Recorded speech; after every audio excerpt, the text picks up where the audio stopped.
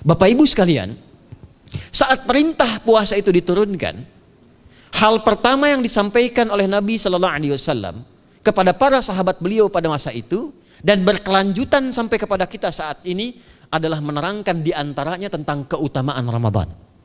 Untuk menjawab sekaligus mengentaskan hoaks yang pada saat itu dibangun oleh orang-orang Yahudi yang tinggal di Madinah. Jadi ketika mereka mengatakan orang Islam tuh nggak punya puasa, ikut kita. Ini puasa yang hebat, puasa yang bagus. Dijawab oleh Allah, turunlah perintah, ya ayyuhalladzina amanu kutiba alaikumus syiyam kama kutiba alal ladzina min qablikum la'allakum tattaqun.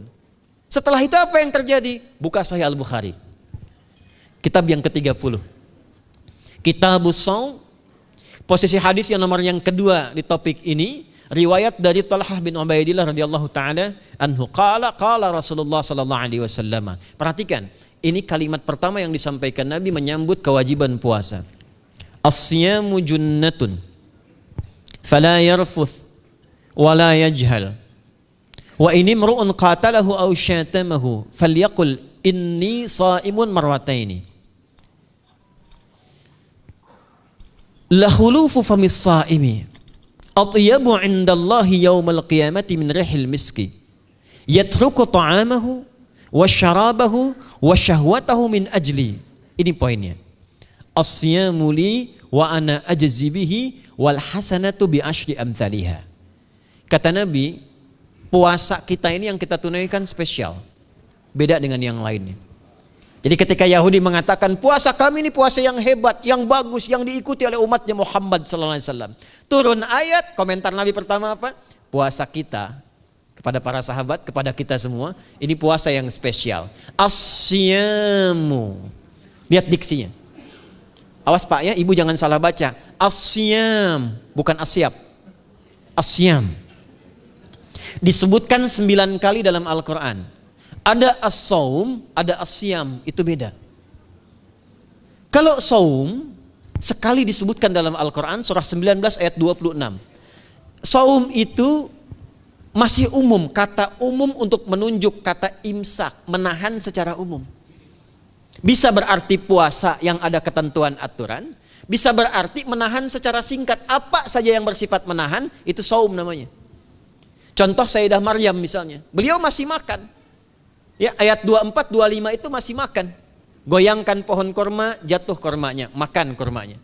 Mau minum, ambil airnya, minum. Masih makan, masih minum. Cuman diminta untuk saum. Apa saumnya? Inni nadhartu lirrahmani sauma falam ukallimal yauma insiya. Jangan bicara pada siapapun. Kamu dituduh, kamu berzina. Jangan jawab. Biarkan bayinya yang bicara, dan itu mukjizat pertama untuk Isa alaihi salam. Itu nanti dimulai di ayat 31 sampai 33 di surah Maryam, surah 19. Tapi beliau diperintahkan saum. Saumnya apa? Jangan bicara. Jadi kalau bapak masih makan, masih minum, cuman gak mau bicara dulu sama ibu, itu saum. Mau kemana Bi? Kok gak jawab? Kenapa gak bicara? Sedang saum. Saum apa? Gak mau bicara sama mama. Itu bicara, contoh. Itu saum. Kalau siam, 9 kali disebutkan dalam Al-Quran, itu khusus, spesifik. Ada aturannya, ada ketentuannya, nggak boleh sembarangan, nggak bisa kemudian seenak kita melakukannya. Ada ketentuan yang dibuatnya dan itu harus diikuti. Begitu diikuti, maka keagungan dan keistimewaan ibadah itu akan dilekatkan pada pelakunya. Dan menariknya, perintah puasa itu ketika turun ayatnya Al-Baqarah 183, kalimatnya bukan menggunakan saum tapi siyam. Ya ayyuhalladzina amanu kutiba alaikumus. Nah kata Nabi, asyamu junnatun. Kalau benar puasa kita ini, kita tunaikan yang Ramadan ini, maka dia akan melahirkan satu yang tidak ditemukan pada ibadah lain, yaitu junnah. Ada jinnah, ada jannah, ada junnah. Itu beda. Tapi semua katanya, itu hurufnya sama, cuma harokatnya beda. Coba lihat ya, ada junnah, jinnah, dan jannah. Jannah artinya apa? Surga. Jinnah artinya apa? Jin. Jamak dari kata jin. Minal jinnati wan nas. Baik ya. Ada junnah. perisai. Itu ketiga-tiganya berasal dari huruf jim, nun, kemudian ta. Dalam bahasa Arab, setiap ada huruf dimulai dengan jim dan nun, itu pasti tersembunyi, gak kelihatan. Saya ulang ya, setiap ada huruf dimulai dengan jim dan nun, kalimatnya itu pasti gak nampak, gak kelihatan. Janin, kenapa disebut janin? Karena masih tersembunyi dalam rahim ibundanya, gak kelihatan. Begitu keluar, tampak jadi bashar, jadi bayi yang terlihat. Jin, kenapa disebut dengan jin? Karena nggak nampak. Makanya fitrah jin itu Pak, Ibu, fitrahnya tersembunyi. Jadi kalau ada jin melakukan penampakan, itu jin sedang punya masalah. Betul, itu nyata. Dan yang lebih punya masalah, ada orang-orang manusia yang mencari-cari penampakan jin. Itu sedang kurang sehat itu. Ya, betul, karena jin itu dipasangkan di Al-Quran dengan ins. 18 kali pasangan ini disebutkan, itu lawannya langsung. Jadi jin tersembunyi, ins nampak. Ins itu kelihatan, makanya makhluknya tampak. Jadi kalau ibu ada bapaknya pulang ke rumah sembunyi-sembunyi, itu bapak sedang menjadi? Bukan.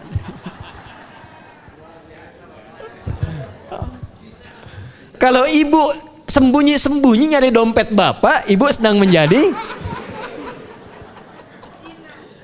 Jin. Itu langsung pasangannya 3 itu. Ins itu seakar dari kata anisah, halus, lembut. Jin kasar, makanya disebut jin. Karena itu jarang ada orang kemasukan jin jadi lembut, tidak ada. Permisi mau ikut kajian sedang kemasukan jin, tidak. Kalau kata-katanya tidak meracau, tindakannya pasti kacau. Karena itu fitrah manusia itu pasti lembut. Kalau ada orang kasar, pasti ada yang salah dalam pergaulannya. Balik. Itu jin. Jannah, kenapa disebut jannah? Karena belum tampak sekarang.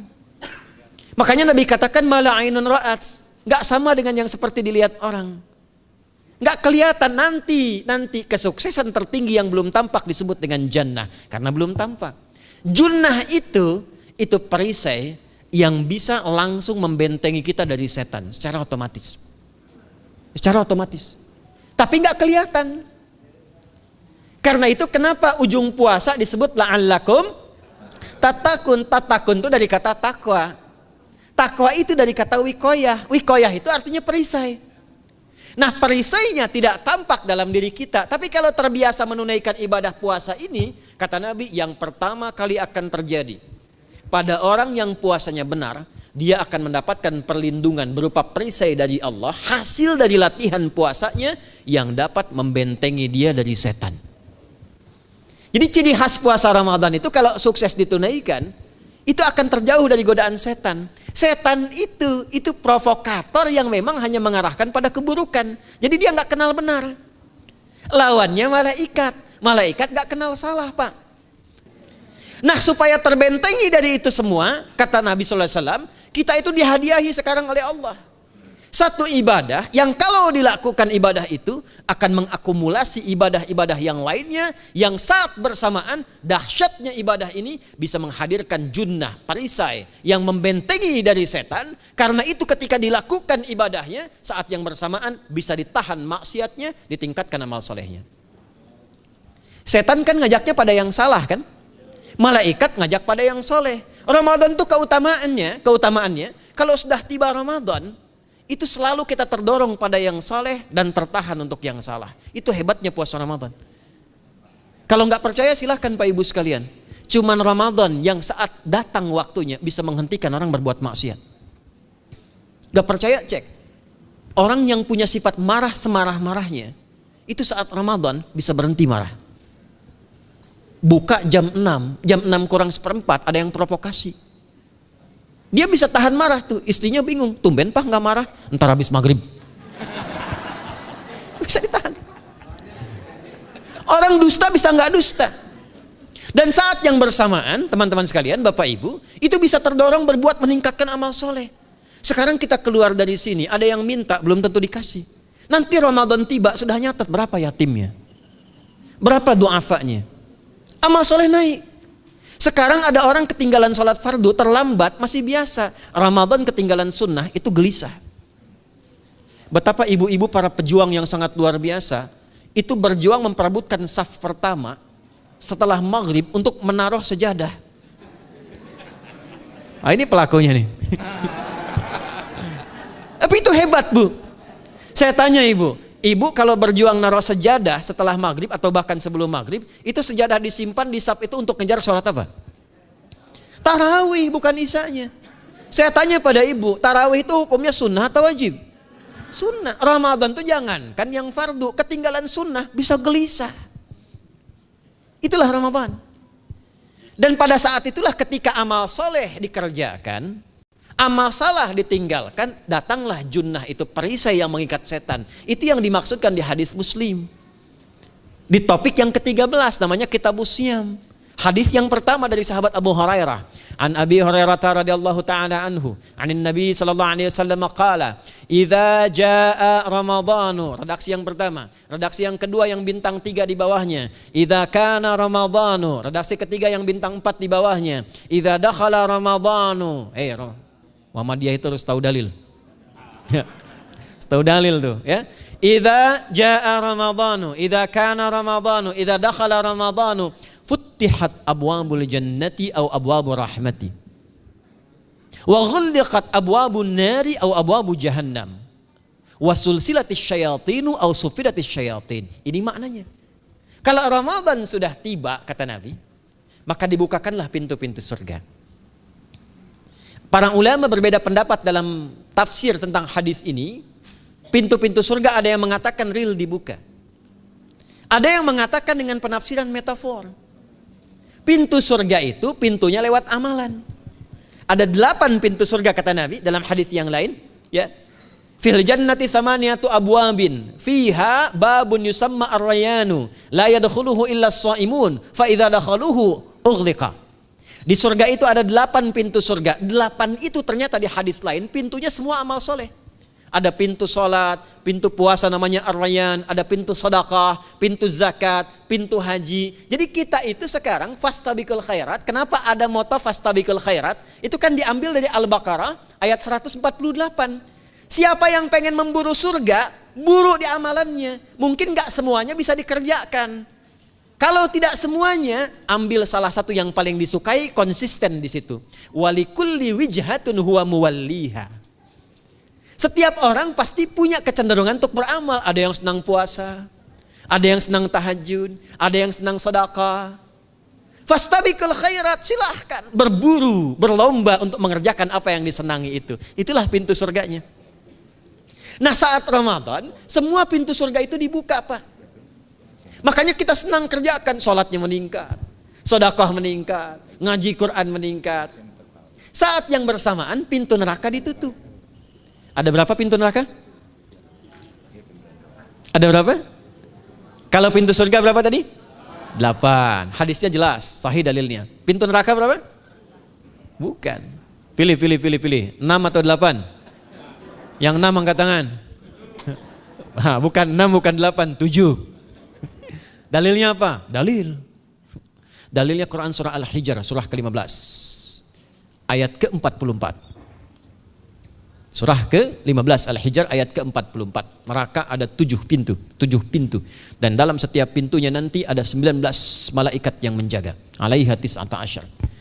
7 pintu ini khusus Ramadan ditutup. Dan hati-hati, nama neraka itu ada 2 nanti. Neraka yang membakar, ini mungkin jadi baru informasinya bagi sementara orang. Neraka yang membakar dan neraka yang membekukan. Jadi ada 2 sifat. Saya ulang ya, neraka yang membakar dan neraka yang membekukan. Yang membakar disebut dengan Jahannam, yang membekukan disebut dengan Zamharir namanya. Zamharir. Jadi kalau ada orang masuk neraka, itu cuma 2 pilihannya, dibekukan atau dibakar. Jelas ya? Makanya kita dikasih pendahuluan, ada musim panas, musim dingin. Supaya merasakan, nih orang musim dingin nih pakai lapisan-lapisan baju. Musim panas cari pendingin. Kamu sekarang cari pendingin, kata Allah, di neraka nggak ada AC. Kamu sekarang pakai berlapis-lapis, di neraka beku. Jahannam itu nama apinya. Jadi nar yang membakar itu nama apinya Jahannam. Jahannam itu nama apinya. Untuk membedakan dengan api yang ada di dunia dan api yang bahan bakarnya jin dan setan saat diciptakan. Setan itu dicipta dari api. Ya, setan kan asalnya dari iblis. iblis dari jin. Setan Al-Baqarah ayat 36. Dari iblis Al-Baqarah 34. Iblis dari jin, Quran surah Al-Kahf ayat 50. Kana minal jinni fafasaqa an amri rabbi. Jin dari api yang menyambar-nyambar, Quran surah 15 ayat 27. Wal janna khalaqnahu min naris samum. Karena narnya narus samum, maka apinya mesti beda. Karena itulah nanti nerakanya yang membakar disebut dengan Jahannam. Pintunya 7, namanya banyak. Ada sa'ir, ada lava, ada neraka hutamah. 7 pintu besarnya disebut dengan Jahannam. Khusus Ramadan tutup. Ramadan tutup. Wasulsilati syayatin.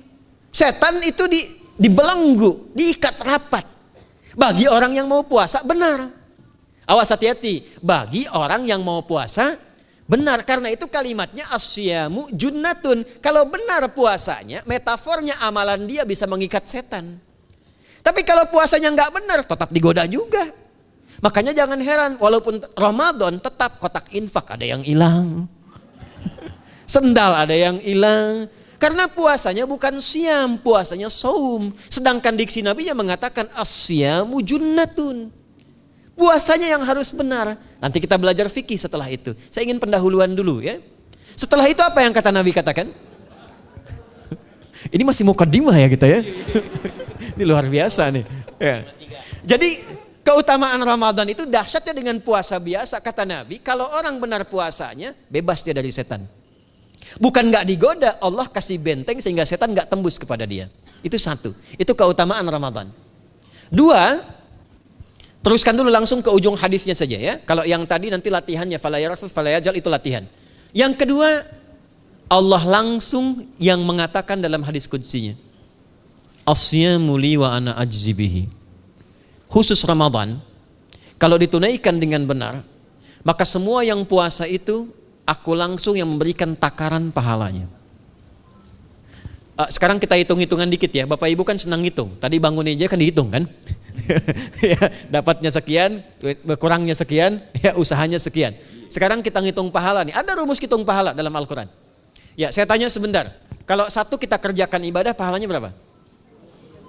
10. Dalil. Apa dalilnya? Quran surah ke-6 ayat 160. Man jaa baik bil hasanati falahu asyru amthaliha. Siapa yang melakukan satu perbuatan hasanah. Hasanah itu perbuatan baik yang bernilai pahala. Itu hasanah namanya.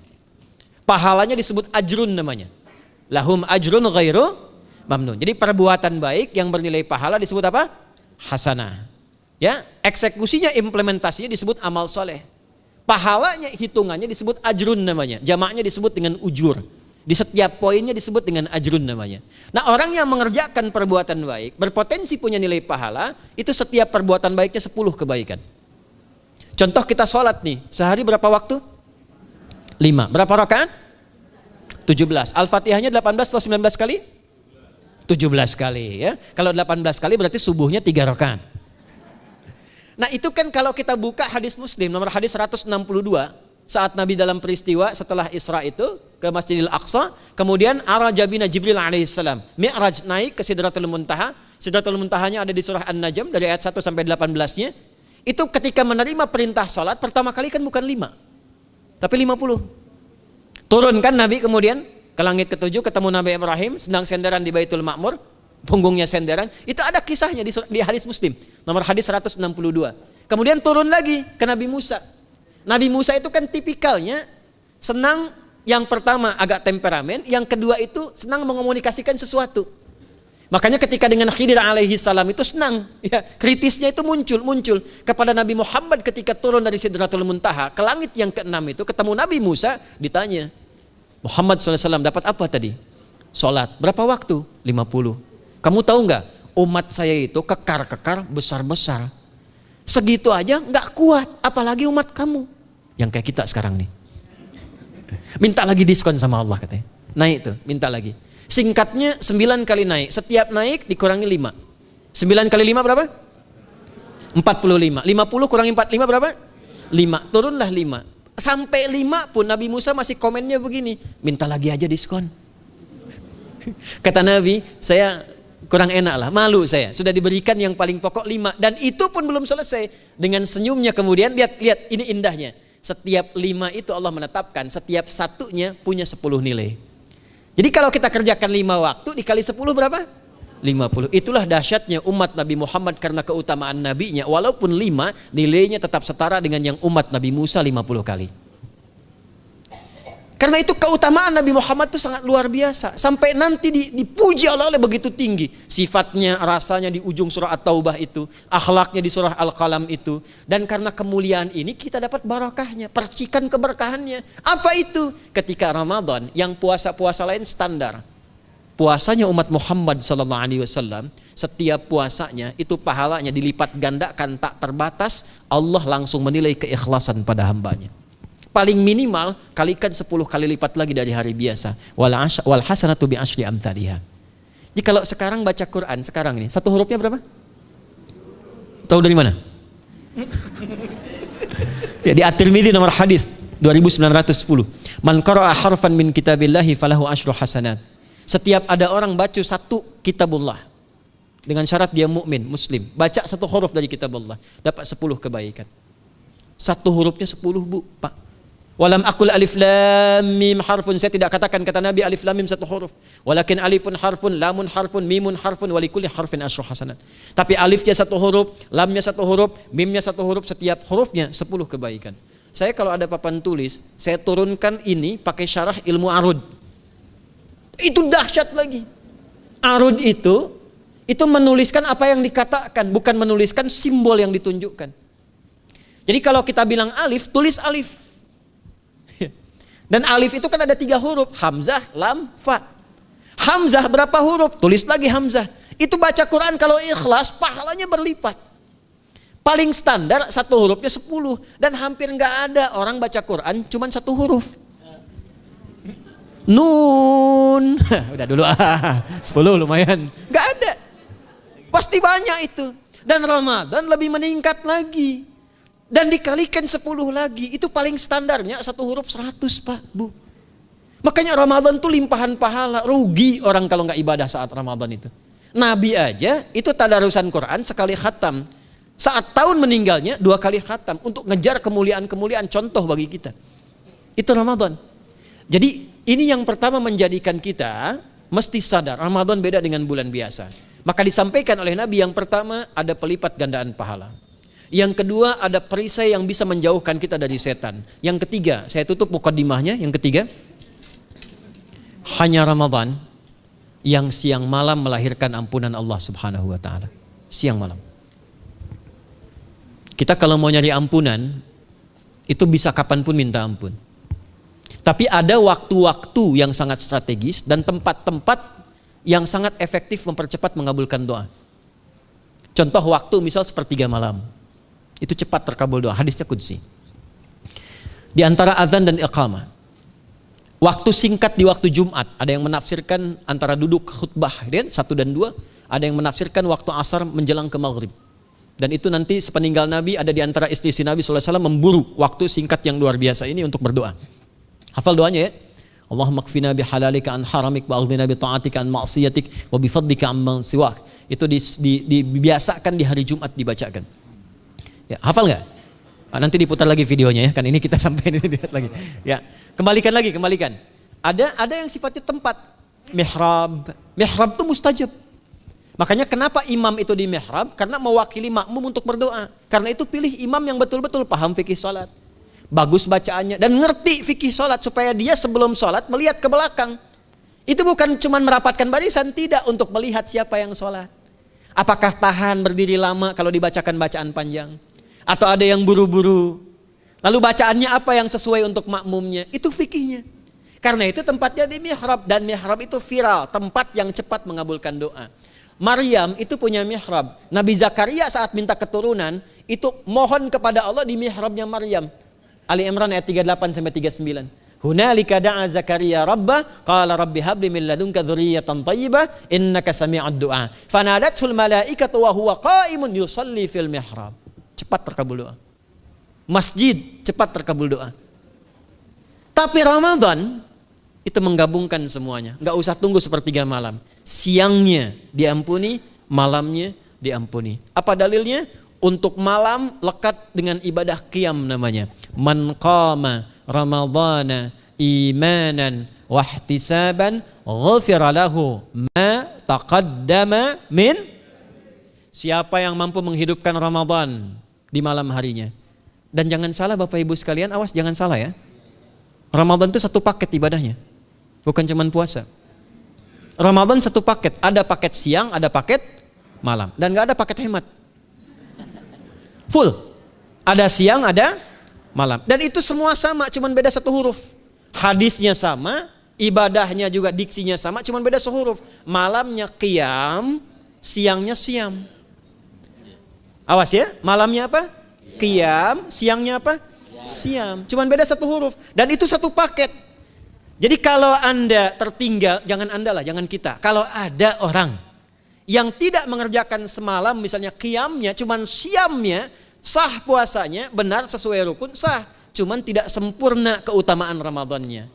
Karena itu Allah mengatakan kalau sedang puasa, sempurnakan dengan ibadah malamnya. Itu ada di Al-Baqarah ayat 187. Tsumma atimmus syiyama ilal lail. Muqaddimatul lail maghribnya untuk puasa, lail atasnya untuk qiyam. Orang yang mampu menghidupkan ibadah malam, jangan salah ya. Nanti kita mulai puasa, insya Allah yang pertama dimulai ibadah malam. Qiyam, bukan siam. Jadi jangan terlampau soleh, puasanya nanti nunggu fajar. Malam itu qiyam. Nah qiyam ini ada potensi ampunan dosa Pak Bu. Jadi kalau kita manfaatkan ibadah ini dengan benar, misal ya kita kan nggak tahu ajal nih. Tiba kemudian kita manfaatkan qiyam bangun, ditunaikan dengan benar, itu Masya Allah. Meninggal misal dalam sujud, itu jaminannya, ghufira lahu ma taqaddama min dzambi. Siapa yang benar ibadah qiyamnya, sampai detik itu, ditunaikan karena imannya, ikhlas karena Allah, saat bersamaan dia introspeksi diri, begitu dia tunaikan, misal dia meninggal, misal saja, semua dosa-dosa yang pernah dia tunaikan diampuni pada saat itu.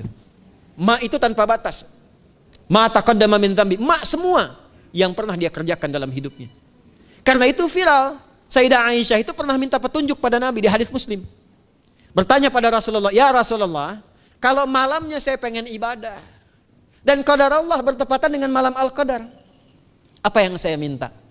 Itu sampai diajarkan oleh Nabi doanya, dan doanya sahih. Di At-Tirmidzi dikuatkan lagi dengan lebih lengkap redaksinya. Kata Nabi, kalau engkau bersamaan dengan itu malam hari bangun, bersamaan, faquli, katakanlah, Allahumma innaka afuwun karim tuhibbul afwa fa'fu anni.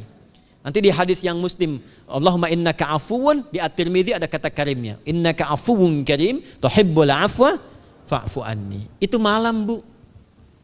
Biasanya nunggu sepertiga malam, waktu sahar. Ya, jadi waktu sahar itu waktu singkat menjelang fajar. Kalau subuh sekarang 4:08, itu kira-kira sahar tuh jam setengah 4 lah, ya 3:30 sampai jam 4 itu namanya sahar, bukan lail. Kalau lail dari ba'da isya sampai sahar. Sekarang isya setengah 8 misalnya, jam 8 tuh sampai setengah 4 namanya lail. Jelas ya? Lail tuh malam, jamaknya layali. Turunannya lela, lili, lala itu malam. Ya, ibu leli, ibu malam-malam gitu ya. Gitu. Nah itu waktu menjelang fajar setelah lail sahar, jamaknya ashar. Ashar itu disampaikan di Al-Quran waktu terbaik untuk istighfar. Quran surah 51 ayat 18. Wabil ashari hum yastaghfirun. Yang biasa istighfar berpeluang dapat ridho Allah dan disiapkan surga terbaik melebihi kemewahan dunia. Itu ada di ayat ke-16, 17, 18. Ya, dari ayat 15-nya, 16-nya, 17-nya adalah untuk yang saharnya, 16-nya itu kalimatnya. Ya, 16-nya dengan mengatakan Rabbana amanna faghfir lana dzunubana wa qina adzabannar. Ayat 17-nya as-sabirina was-sadiqina wal qanitina wal munfiqina wal mustaghfirina bil ashar. Itu hari biasa seperti sekarang. Ramadan dari ba'da isya sampai terus lagi sampai masuk waktu fajar, siangnya pun masih ada ampunan Allah. Man shoma ramadhana imanan wahtisaban ghufira lahu ma taqaddama min. Saya tanya sekarang, siapa yang enggak punya dosa boleh angkat tangan? Yang dosanya banyak boleh angkat tangan. Tuh, saking banyaknya kita nggak bisa ngangkat. Sekarang rubah kalimatnya. Yang ingin masuk surga angkat tangan. Insya Allah. Yang ingin surga Firdaus angkat tangan. Tuh, maka ironi itu tampak dalam perilaku kita. pengen ke surga, tingkatan Firdaus, tapi ngaku dosa banyak. Itu dia. Maka Allah punya sifat Rahman dan Rahim. Rahman untuk dunia, Rahim untuk akhirat. Maka diberikanlah kesempatan Ramadan untuk menggugurkan semua dosa itu. Karena itulah Bapak Ibu sekalian, penting kita menyiapkan, karena nunggu Ramadan itu nggak mudah. Dan nggak semua orang itu akan sampai kepada momen yang dimaksudkan. Karena itulah malaikat Jibril itu langsung komen. Ya, jadi ada dua riwayat nih, Nabi yang berdoa, malaikat yang mengaminkan, ada malaikat yang berdoa, Nabi yang mengaminkan. Jadi Nabi akan naik memberikan tausiah di mimbarnya. Mimbar Nabi itu ada 3 gundakan. Begitu naik ke gundakan pertama, ada 3 gundakan. Lalu tibalah kemudian beliau bersabda. Ada riwayat Nabi yang berkata, malaikat mengaminkan. Ada riwayat sebaliknya, malaikat yang berkata, Nabi mengaminkan. Raghima'an forajulin. Awas, hati-hati nih. Raghima'an forajulin. Liman adraka Ramadhana falam yughfar lahu. Terhina di hadapan Allah Subhanahu wa taala. Kotor dirinya. Bu'dan, jauh dari rahmat Allah. Liman adraka Ramadhana, siapa yang sudah disampaikan ke bulan Ramadan falam yughfar lahu, tapi tak mampu mendapat ampunan Allah Subhanahu wa taala. Karena itulah saya ingin cepat. Satu, kenapa Ramadan istimewa? Karena ada ampunan Allah yang sangat luar biasa. Kenapa Ramadan istimewa? Karena ada pelipat gandaan pahala. Kenapa Ramadan istimewa? Karena ada peluang untuk menjauhkan dari setan. Dan yang terakhir, Ramadan istimewa karena semua waktu siang dan malam mempercepat terkabulnya doa.